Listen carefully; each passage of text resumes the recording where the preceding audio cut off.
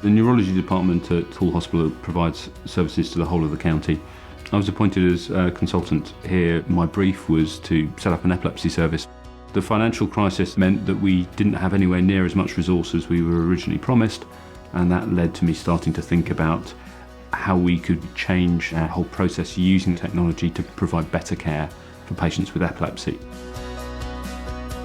We've been using the Microsoft Band with patients with epilepsy in the community, and we're using that band to track heart rate, skin conductance, movement, so we're measuring everything that's going on with the patients.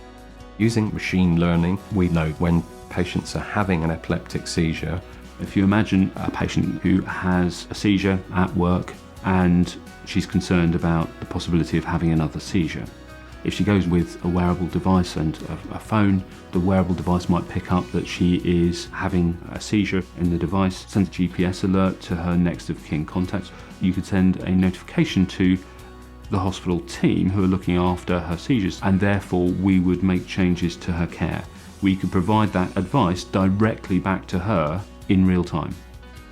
We're trying to help patients understand themselves better, understand how to manage their condition better, and how to best use the health service in terms of its limited resources in keeping them well, as opposed to treating them once they've fallen off the cliff and become ill. We think that there are around 8,000 patients with active epilepsy in Dorset, and we would expect around 4,000 of those to be seizure-free. We would hope that there'd be an additional 2,000 patients who we could potentially render seizure-free using these kind of technological solutions. So it potentially turns what can be a life-altering condition into a much more manageable condition long-term. As soon as the programme came up, I had to be part of it. The one key thing for me is about being able to have that safety net, that support system, so that I can actually regain my independence, because what tends to happen, particularly if I'm out on my own, odds are I'm going to end up in the back of an ambulance or in an A&E.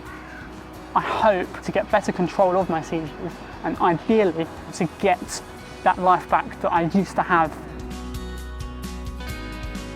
I do feel excited about the idea that we could do something which meets the needs of patients to actually improve their quality of life, to make differences to their life. It makes it interesting getting out of bed in the morning. This is a great example of a new model of care, because we've got intense patient engagement, we've got different ways of working amongst the community nursing staff and the hospital staff, and it will ultimately help patients look after themselves better.